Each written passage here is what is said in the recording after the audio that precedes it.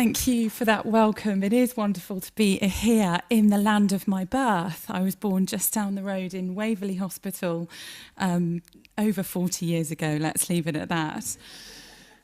So tonight we are going to be looking at this important, this critical question: is Christianity bad news for women? And it's interesting to me that often people think religious people don't want to face questions. They're uncomfortable with challenge. And it is true that often religious people find it uncomfortable to hear what people really think of their faith. In fact, straight talking in general can be rather uncomfortable. The story is told of a Mississippi grandmother who was called as a witness in a trial in the small town in the South in the US. The prosecuting lawyer was conducting his first trial. He was rather inexperienced, and so as he called this grandmotherly elderly lady to the stand, he thought, I'll throw her a lowball, an easy question. And so he began with, Mrs. Jones, do you know me? She replied, oh, yes, I do know you, Mr. Williams. I've known you since you were a boy, and frankly, you've been a big disappointment to me. You lie, you cheat on your wife, you manipulate people, you talk about them behind their backs, you think you're a big shot, you haven't the brains to realise you'll never amount to anything more than a 2-bit paper pusher. Yes, I know you. The lawyer was rather stunned, and not knowing how to recover from this, he pointed across the courtroom and said, Mrs. Jones, do you know the defence lawyer? She replied, oh, yes, I do. I've known Mr. Bradley since he was a youngster too. He's lazy, bigoted, and he has a drinking problem. He can't build a normal relationship with anyone, and his law practice is one of the worst in the entire state. Not to mention he cheated on his wife with 3 different women, and one of them was your wife. Yes, I know him. The defence lawyer, Mr. Bradley, nearly died, and at this point the judge asked both lawyers to approach the bench, and in a very quiet voice he said, if either of you 2 idiots ask her if she knows me, I'll send you both to the electric chair. An honest description can be uncomfortable. It can leave us squirming. And I suggest today that if we were to do a survey among the people of Sydney, of what ordinary people in this city think about Christianity and what they think about the Bible, we would hear lots of words, and quite a few of them would not be particularly complimentary. And so today we find ourselves in a juxtaposition where many people perceive Christianity primarily negatively on moral grounds. And the question we face tonight is such a moral issue. And yet we live in a juxtaposition because the Bible and Christian faith have had such a massive positive impact on Western culture, whether it be the basis of our most fundamental law, much of which has been drawn from the 10 Commandments: do not murder, do not steal. Or whether it be the establishments of the rights and dignity of every person, evidenced in movements like the suffragette struggle. I don't know if you noticed in here the exhibition with votes for women, which seemed very appropriate tonight. They quoted the Bible in their campaign for votes for women. Or Wilberforce, who John mentioned earlier, whose driving motivation in the abolition of slavery was a vision of justice that he read in his Bible. Echoed in the civil rights movement with Martin Luther King, who longed for justice to roll down like a mighty river. And as he was writing his I Have a Dream speech, he turned to the Bible for inspiration as to how to articulate that longing for civil rights. Or whether it be the Make Poverty History campaign and the dropping of third world debt, started and largely maintained by churches and Christian groups. In my country, in Britain, Gordon Brown, when he was the Chancellor of the Exchequer, announcing in December in the year 2000 the cancelling of billions of pounds of third world debt from 41 countries owed to Britain. Where did he go for the inspiration to begin his speech? He went to the Bible, and specifically the prophet Isaiah. Today, the anti-human trafficking campaign, taking on the massive issue of sex slavery, is championed largely by Christians motivated by what they read in the Bible about the value of every human life, rooted in this concept that all human beings are created in the image of God and thus deserve to be treated with dignity. The book of Genesis, chapter 1 and verse 27, in the creation narrative, says, God created humanity in his own image. In the image of God, he created them. Male and female, he created them. This is not a survival of the fittest worldview, where the elimination of the weak by the strong is accepted. After all, we could ask ourselves the question tonight, why not be sexist? Why not dominate or subjugate other human beings? And in my answer to that question, I would turn to the Bible. This source material that tells me that human life has a transcendent source, that every human being bears the divine image, and thus it matters how people treat other people. This worldview tells us that not only does it matter, but that we will be held account for how we have lived, that our actions and decisions, whether intended or unintended, have a relevance not just today, but into eternity. So this question is of significant and massive importance. Is Christianity bad news for women? And I suggest that we live in a moment today in the West, in a cultural context, where the message of the essential dignity of all humanity is both powerful and countercultural. You see, we live in a situation in the West where women in particular face three overwhelming challenges. Firstly, objectification. Objectification means construing an individual as an object. And sociologists tell us that this has led to women being perceived, when objectified, as less competent, and by virtue of that, becoming an object perceived as less human. Women are assessed primarily by physical attributes or as sexual objects on a comprehensive scale. One writer writes, an entire gender exists purely to satisfy others' desires. Objectification. Secondly, that has led to a phenomena psychologists call self-objectification. Modern industrialised society chronically and pervasively objectifies the female body. And many women, as a result of that, have come to view themselves through the lens of an external observer, habitually monitoring their own appearance, whether in public or private settings, with that concept in mind of how do other people see me.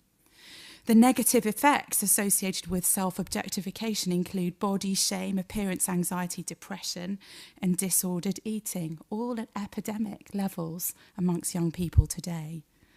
And so it's unsurprising then that this perpetuates the negative actual consequences of objectification. One study in 2016 addressed this question of how objectifying a woman affects the way she is perceived by others. And the authors hypothesized that focusing on a woman's appearance will promote reduced perceptions of competence. And also, by virtue of construing the woman as an object, perceptions of that woman as less human. The third phenomena is the phenomena of sexual violence. The Guardian newspaper in Britain reported in 2016 in research that the Trade Unions Congress and the Everyday Sexism Project had sponsored that 52% of women in Britain reported experiencing unwanted behaviour at work, including groping, sexual advances and inappropriate jokes. But among women aged 16 to 24, that rose to 63%. The Telegraph reported in 2015 on polling by News site that 1/3 of female university students in Britain had endured a sexual assault or unwanted advance. 31% had been the victim of inappropriate touching or groping, and 34% had experienced some kind of abuse or assault. I suggest this evening that a philosophy that challenges these realities of objectification, self-objectification and violence by proclaiming the humanity, full and equal humanity of women as dignified creatures, created, valued, sacred, made in the image of God, would be good news. But hold on, I hear you say. Can we really hold the church up as any kind of example morally? Haven't believers in God colluded with racism, with slavery, with racial segregation? Haven't priests and institutional churches engaged both in sexual abuse and the cover-up of the sexual abuse of vulnerable people in their care? Don't churches prey on the vulnerable and cheat them out of money in the name of God? And the answer to that is yes. Churches do that and have done that. And as a consequence of these things, many people feel Christianity must be bad news because it patently has worked out that way at different points in history. And many feel that it is bad news for women in particular. It's a serious subject before us tonight. How has Christianity been bad news for women? We might point to restrictive ideas of roles or spheres of life that are open to women, with many other spheres closed off for women, as an idea perpetuated by the church. Yet, as we will see, women in the Bible played all kinds of roles. As Justine mentioned, my research was around the writer Dorothy L. Sayers. As one of the beneficiaries of belonging to the first cohort of women to graduate from Oxford in 1920, Sayers talked about the struggle that she was involved with and experienced as people asked, well, why should women be admitted to universities? She writes that the question repeatedly posed to them was, why should women want to know about Aristotle? Sayers argued that this could be countered, that this could be answered by a direct assertion of female humanity and individuality, and the impulse to avoid the Enlightenment reductionism of perceiving the physiological elements of gender as in any way determinative of the intellectual capacity of a human being. She wrote, the answer is not that all women would be better for knowing about Aristotle, but simply what women want as a class is irrelevant. I want to know about Aristotle. It is true that most women care nothing about him, but I, eccentric individual that I am, do want to know about Aristotle, and I submit that there is nothing in my shape or bodily functions which need prevent my knowing about him. Women have been restricted to spheres. Sometimes within Christianity, women have been painted as seducers to be feared. Women have been scapegoated or blamed for sexual violence. I was dialoguing with an academic from Sheffield University who was trying to draw a direct line between that tendency in culture to scapegoat women. It was the woman's fault for looking too alluring. It was the woman's fault for being in the wrong place at the wrong time, who was trying to draw a line between that societal trend and the story of Eve, citing that story as the iconic story that has created this scapegoat mentality.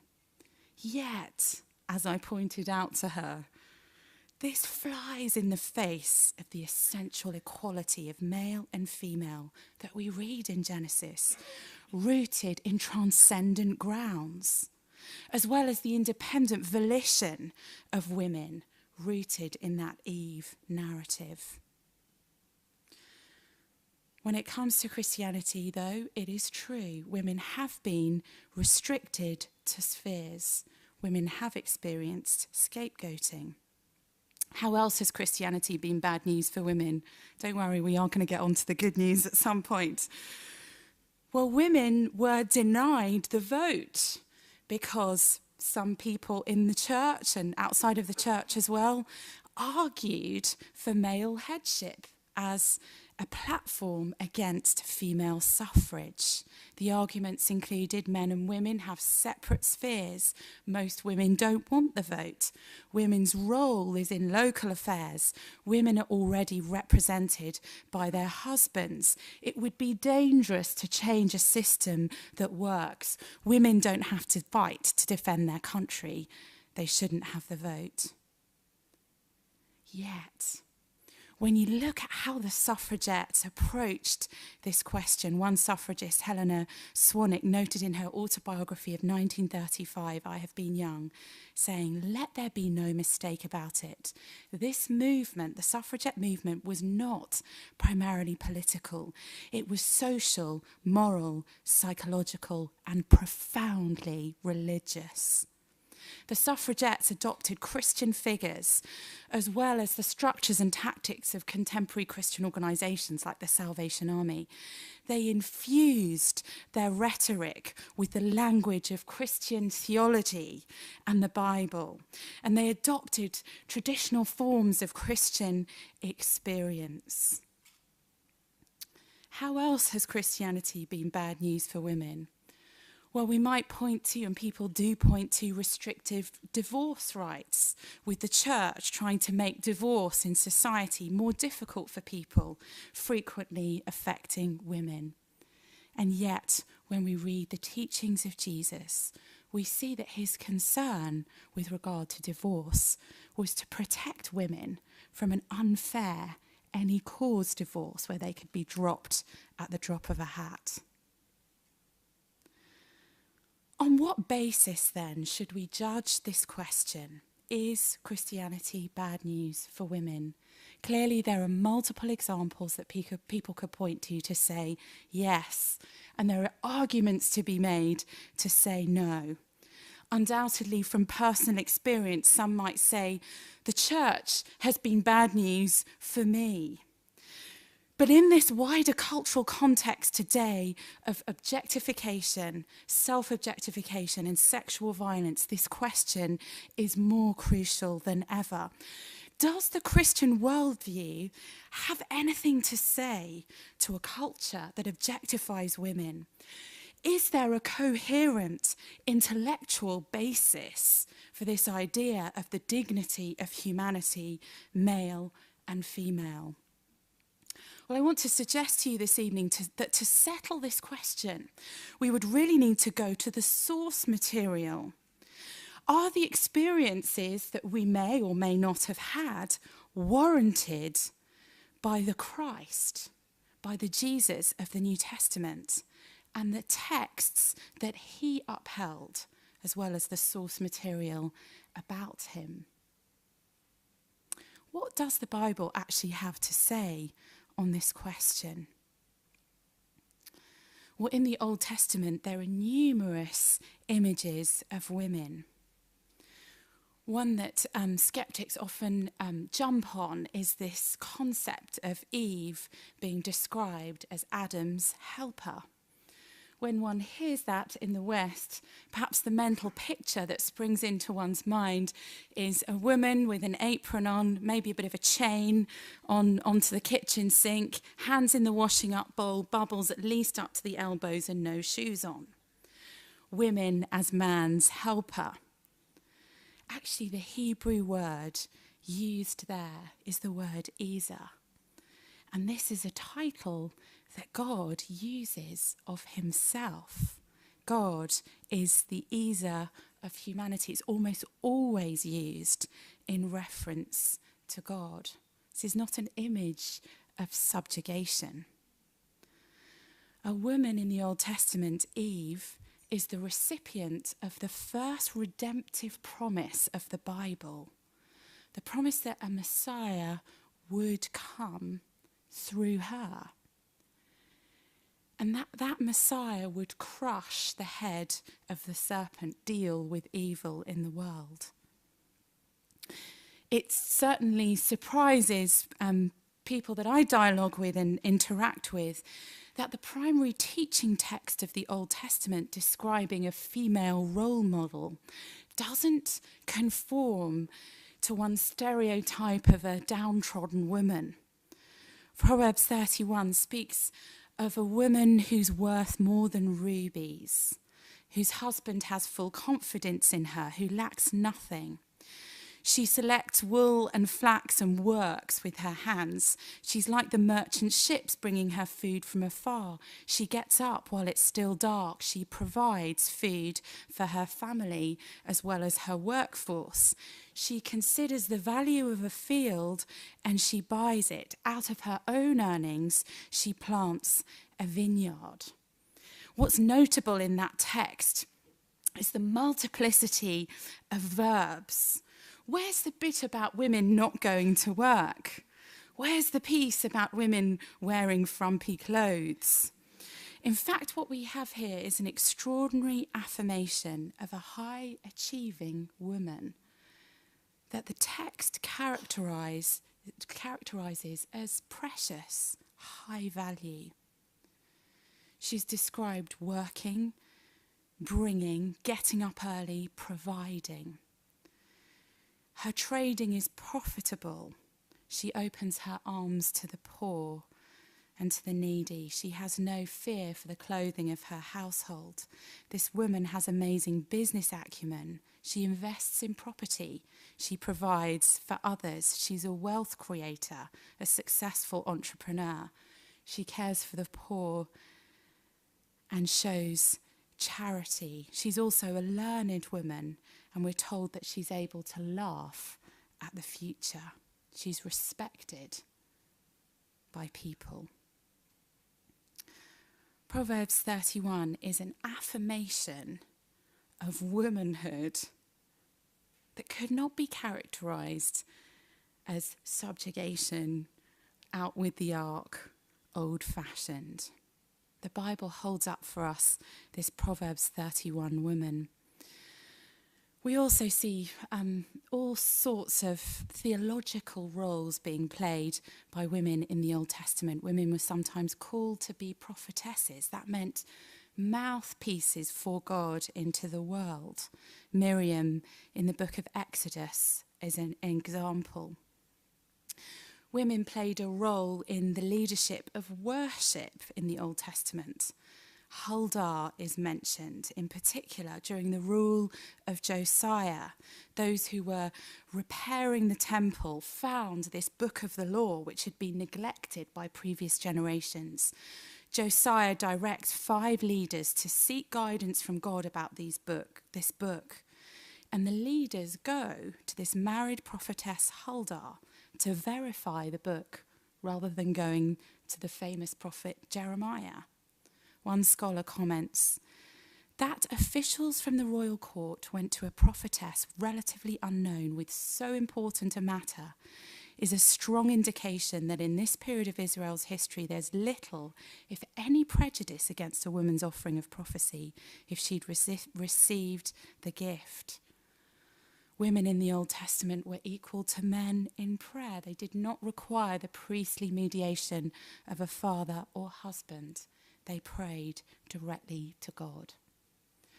Now, of course, it is true to say that the Old Testament does contain stories in which terrible things like rape or violence occur against women, but these are not condoned.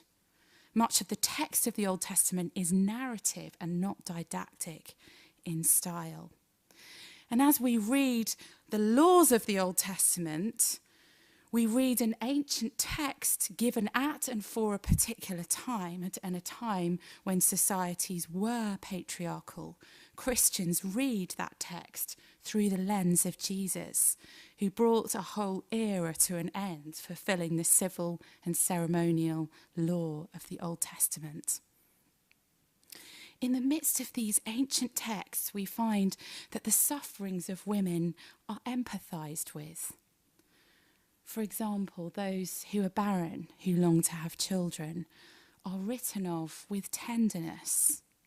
We also encounter women who are recorded as heroic figures. Again, in an ancient Near Eastern context, this is extraordinary to read stories of women such as Deborah in the book of Judges, or Queen Esther, who saved her people, or Ruth, who becomes an ancestor of David and eventually Christ. But perhaps even more striking are the occurrences in the Old Testament when feminine imagery is used to describe God. Isaiah chapter 42 includes a picture of God drawing an analogy between himself and a warrior, and then between himself and a woman giving birth. This is a graphic portrait of God using earthy language from the realm, the life experience of men as well as women. When we come on to the New Testament, we ask ourselves the question, is Christianity bad news for women? We think, well, we need to go back to the source material to see whether the bad news instances we all know of are warranted by the behaviour and teaching of Jesus Christ. As we do that, I think it's important to understand the cultural context of the New Testament, and that's open to our view by a simple statement that occurs in John's Gospel. It happens in this famous encounter between Jesus and a Samaritan woman at the well. Chapter 4 of John's Gospel, there's a very telling little sentence in verse 27, shedding light on just how radical the Bible is in affirming women. The disciples come across Jesus during his conversation with the Samaritan woman, and the text says they returned and they were astonished to find him talking with a woman. Astonished, staggered that Jesus would speak one-on-one with a woman. Well, Jesus went further than that. He had female disciples in a culture where the idea of women travelling around with a group of men or having the status of a disciple was seriously questionable. Jesus has a number of women included in his travelling circle. And Luke records some of their names for us.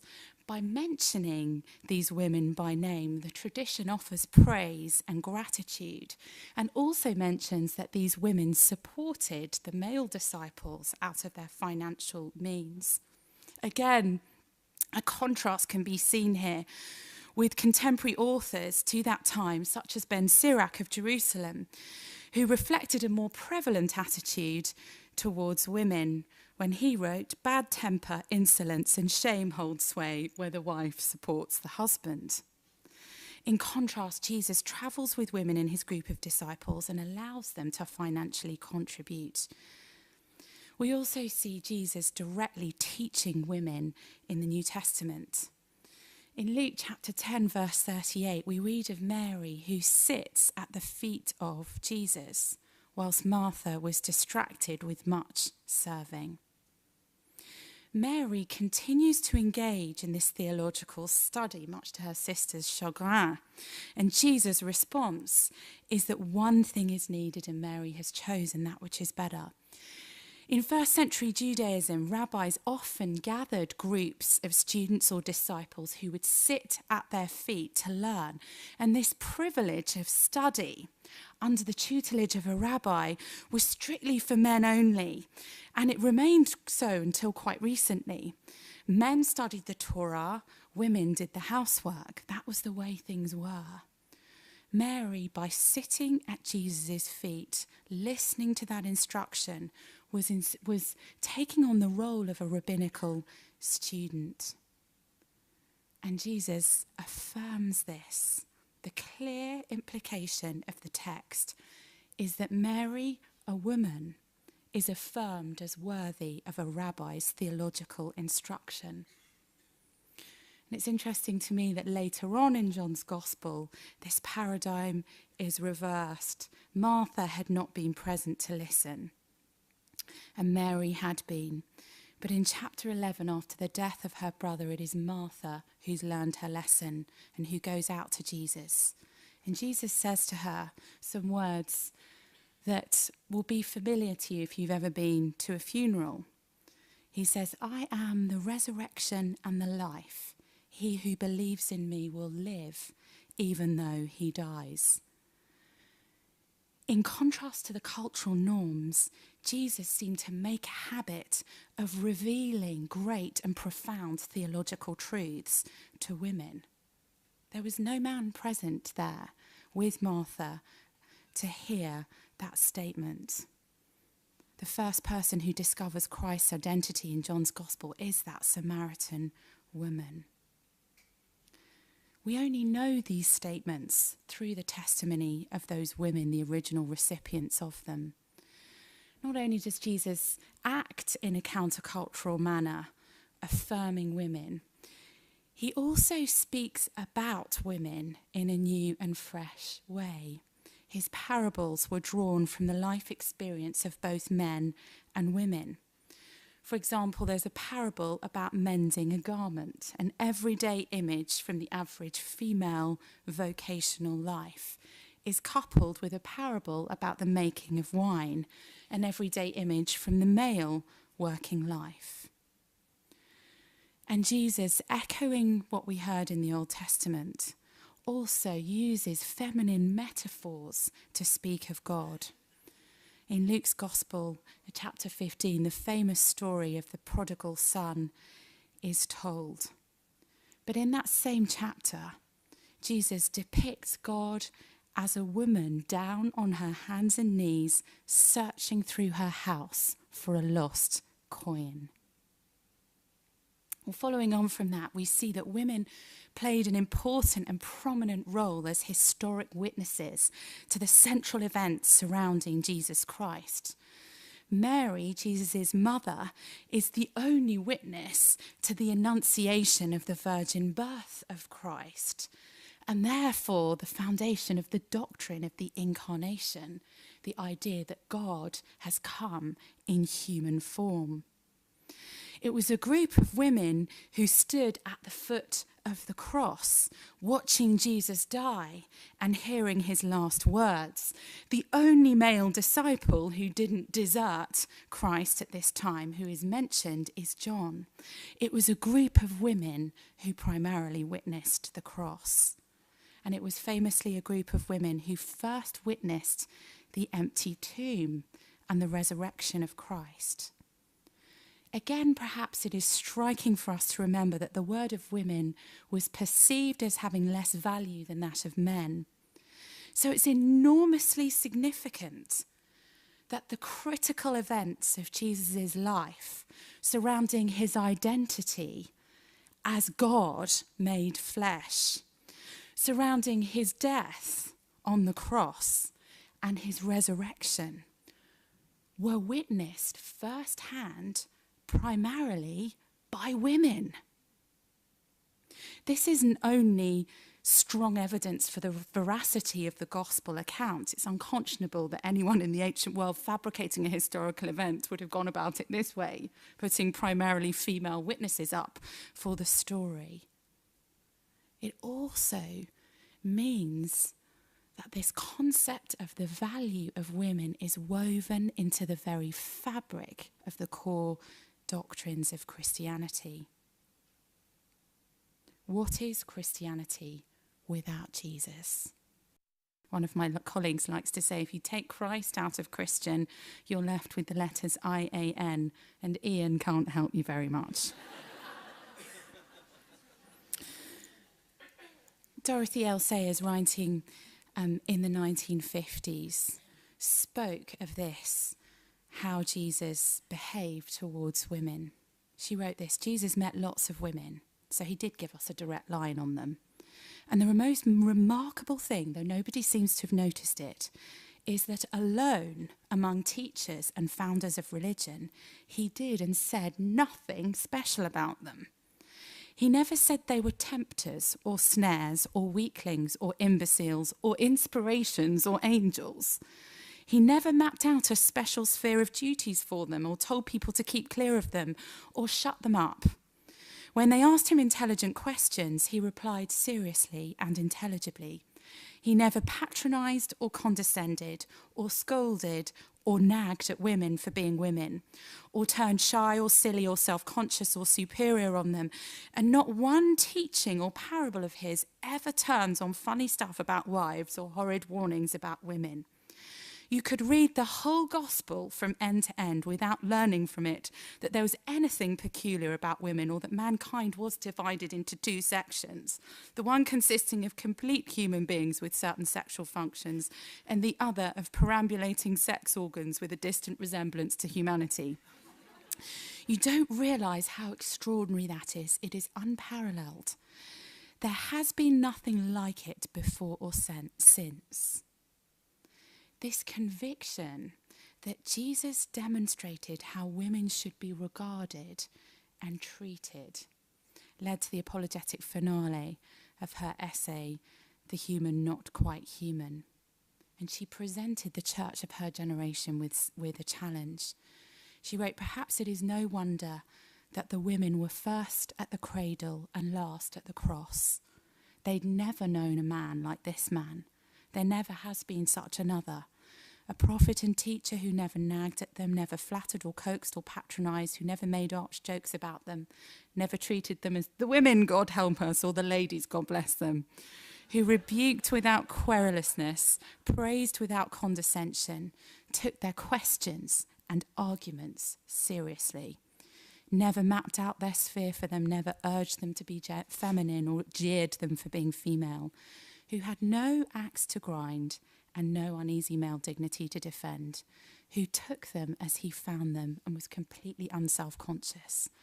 There is no act, no sermon, no parable in the whole gospel that borrows its pungency from female perversity. Nobody could possibly guess from the words of Jesus that there was anything funny about a woman's nature."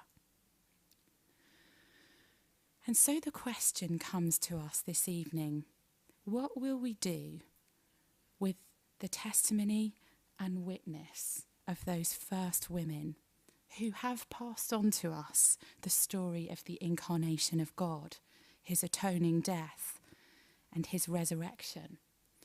And in our context of women objectified as objects, susceptible to self-objectification, and increasingly pursued as targets of sexual aggression, the humanity of women is what is at stake. And it is into precisely that question that Jesus Christ speaks, upholding the Genesis ideal of male and female, created in the image of God. Human life as sacred, precious, having transcendent value as male and female. Christ enacted that truth in his treatment of women. So when we see that religion, or Christianity in particular, has been patriarchal or has been invoked to justify abuse of women, we need to ask ourselves a really important question. Is that violence a logical outworking of this worldview? Jesus was radically countercultural in his positive treatment of women. Patriarchy is not a logical outworking of his teachings, and that is why faithful Christians in every generation have resisted it. You know, truth matters. Ideas have consequences.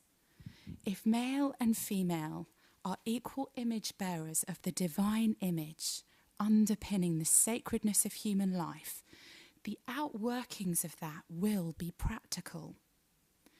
In the same way that if we're just slime, here by chance, the strong having eliminated the weak, there is no reason to be overly concerned about domination or subjugation. We just need to make sure we're not on the receiving end of it.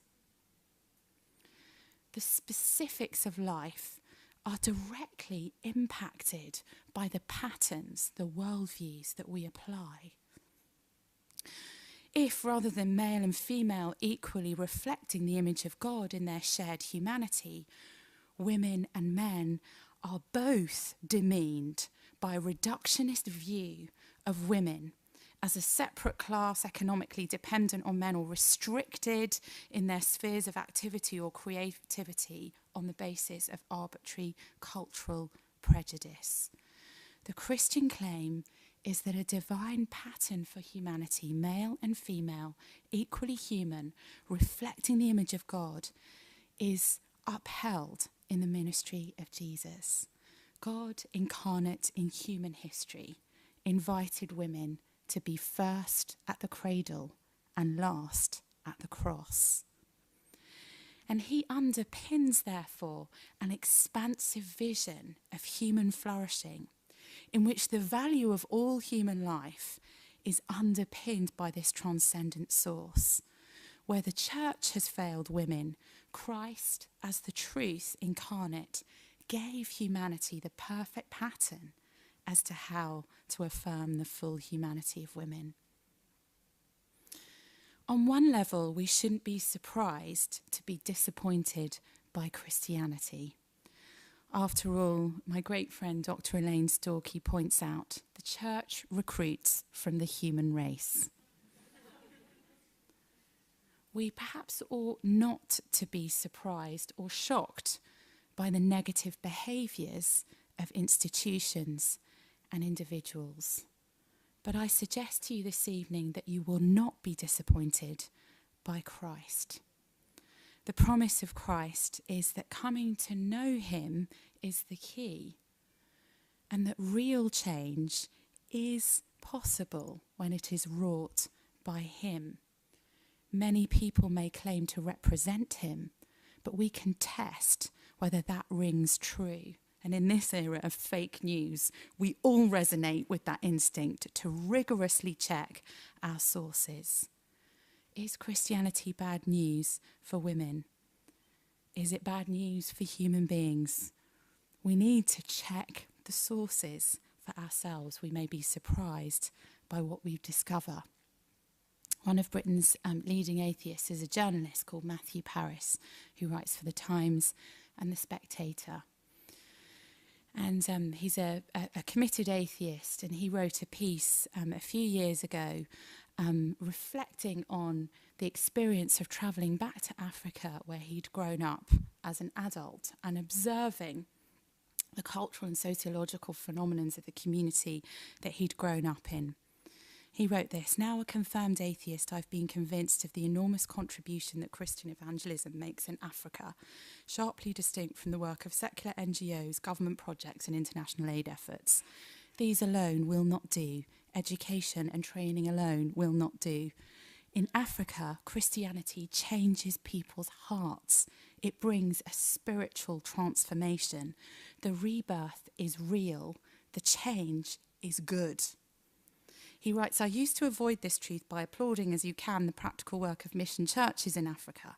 It's a pity, I would say, that salvation is part of the package, but Christians black and white working in Africa do heal the sick, do teach people to read and write, and only the severest kind of secularist could see a mission hospital or school and say the world would be better without it. I would allow if faith was needed to motivate missionaries to help, then fine, but what counted was the help, not the faith. But this doesn't fit the facts. He writes, Christianity changes people's hearts. It brings a spiritual transformation. The rebirth is real. The change is good. Is Christianity bad news for women? Not if you look at Christ. Women are welcomed, taught, spoken of as equally human. Women are witnesses to the primary facts of the Christian story: incarnation, atonement, resurrection. Women and men equally bear the image of God as fully human, with all of the privileges and challenges of living as human beings. Christianity is good news for women, just as it is good news for men, with a coherent worldview that underpins a vision of human flourishing. Women are no more or less in need of salvation, not reduced to biological function or some sphere or level of humanity. Women are divine image bearers alongside men and invited to become children of God. And as for all of us, this is largely on the basis of the testimony of other women about Jesus Christ. Thank you for listening.